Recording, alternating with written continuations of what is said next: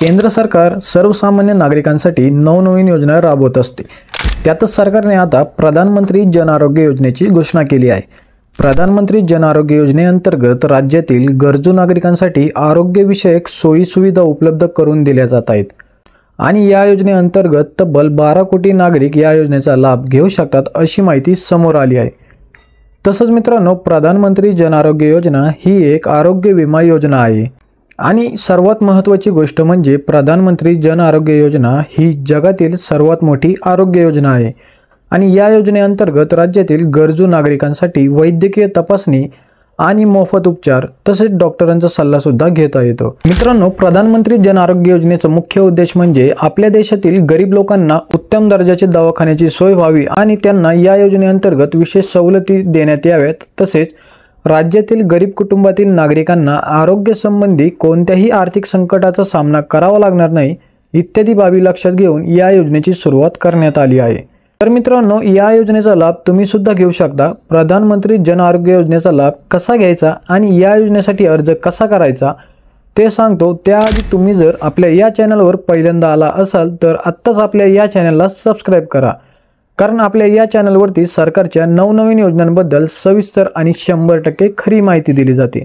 तसेच मित्रांनो, तुम्ही आमच्या चॅनलवरील व्हिडिओ कोणत्या जिल्ह्यातून किंवा कोणत्या गावातून पाहता हे आम्हाला कमेंट करून नक्की कळवा। तर मित्रांनो, या योजनेसाठी अर्ज कसा करायचा त्यापूर्वी आपण प्रधानमंत्री जन आरोग्य योजनेची वैशिष्ट्ये काय आहेत हे आधी जाणून घेऊयात। मित्रांनो, प्रधानमंत्री जन आरोग्य योजनेअंतर्गत प्रत्येक कुटुंबासाठी प्रतिवर्ष 5 लाख रुपयांपर्यंत अनुदान दिले जाणार आहे। त्यानंतर राज्यातील नागरिक सार्वजनिक किंवा खाजगी हॉस्पिटलमध्ये उपचार घेऊ शकतात। तसेच पेशंट दवाखान्यात दाखल होण्यापूर्वीच्या 3 दिवसाचा खर्च तसेच दाखल झाल्यानंतर तब्बल 15 दिवसापर्यंतचा खर्च हा प्रधानमंत्री जन आरोग्य योजनेमार्फत मोफत केला जातो। तर मित्रांनो, या योजनेअंतर्गत मोफत वैद्यकीय वस्तू आणि औषधे मोफत पुरवले जातात। यासोबतच पेशंटला राहण्याची आणि जेवणाची सोयसुद्धा उपलब्ध करून देण्यात येते। मित्रांनो, आता आपण जाणून घेऊयात की प्रधानमंत्री जन आरोग्य योजनेसाठी आपण नोंदणी कशा पद्धतीने करू शकतो। तर मित्रांनो, प्रधानमंत्री जन आरोग्य योजनेसाठी नोंदणी करायची असेल तर सर्वप्रथम तुम्हाला pmj.gov.in या अधिकृत संकेतस्थळाला भेट द्यावी लागेल। त्यानंतर मित्रांनो, तेथे तुम्हाला नोंदणी करायची आहे।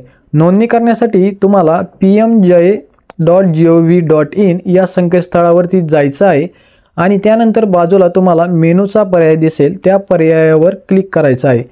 पर्यायावर क्लिक केल्यानंतर तुमच्या समोर pmj.gov असे पर्याय दिसेल, त्या पर्यायावर क्लिक करा। त्यानंतर तुमच्या समोर एक नवीन पेज ओपन होईल।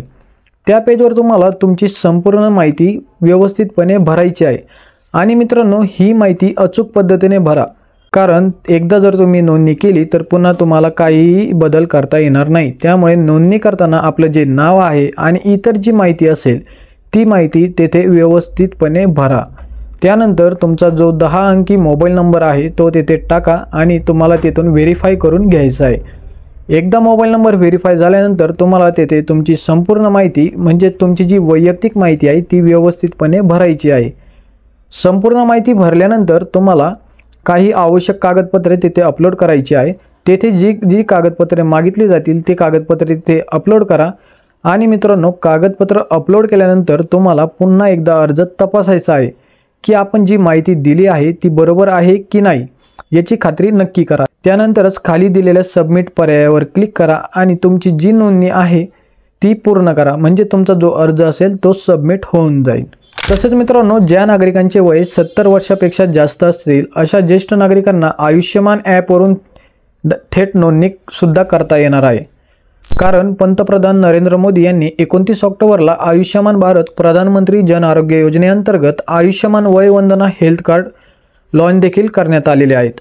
यामुळे प्रधानमंत्री जन आरोग्य योजनेत ज्येष्ठ नागरिकांना फक्त आधार कार्ड असले तरी त्यांची जी नोंदणी आहे ती फक्त आणि फक्त त्यांच्या आधार कार्डच्या माध्यमातून होणार आहे।